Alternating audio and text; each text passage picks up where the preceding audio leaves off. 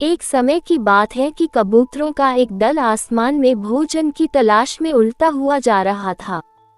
गलती से वह दल भटककर ऐसे प्रदेश के ऊपर से गुजरा जहां भयंकर अकाल पड़ा था। कबूतरों का सरदार चिंतित था। कबूतरों के शरीर की शक्ति समाप्त होती जा रही थी।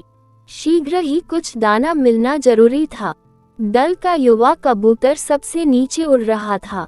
भोजन नजर आने पर उसे ही बाकी दल को सूचित करना था।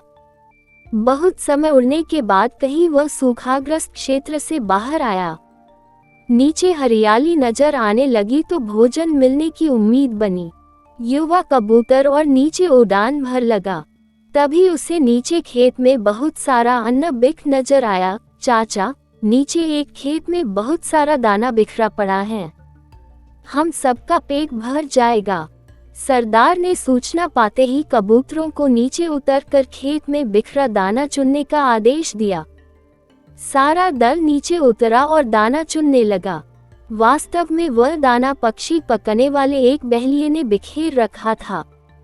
ऊपर पेट पर तना था उसका जाल। जैसे ही कबूतर दल दाना चुगने लगा, जाल उन पर आ गिरा। सारे कबूतर फंस गए।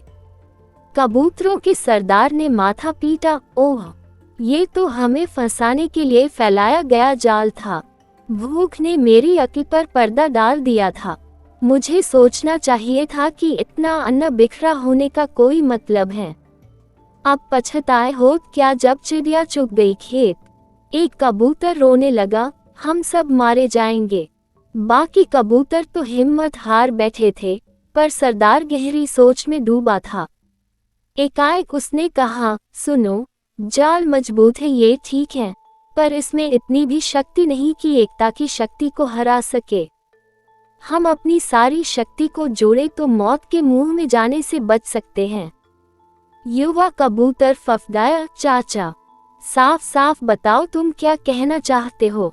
जाल ने हमें तो रखा है, शक्ति कैसे जोड़े। सरदार बोला, तुम सब चोंच से जाल को पकड़ो, फिर जब मैं फुर कहूं तो एक साथ जोर लगा कर उड़ना। सबने ऐसा ही किया।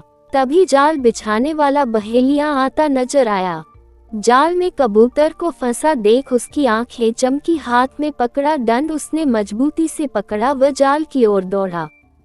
बहेलिया जाल से कुछ ही दूर था कि कबूतरों का सरदार बोला, फुर्रर्र।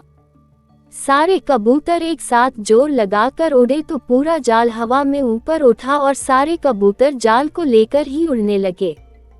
कबूतरों को जाल सहित उड़ते देखकर बहेलिया अवाक रह गया। कुछ संभला तो जाल के पीछे दौड़ने लगा।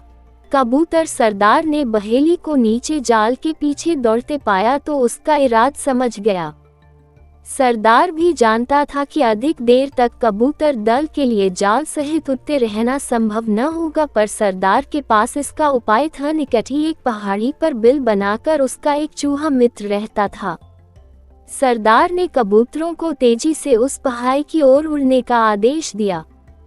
पहाड़ी पर पहुंचते ही सरदार का संकेत पाकर जाल समेत कबूतर चूहे के बिल के निकट उतरे। सरदार ने मित्र चूहे को आवाज दी।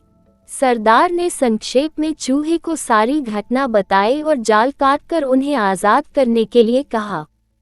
कुछ ही देर में चूहा जाल काट दिया।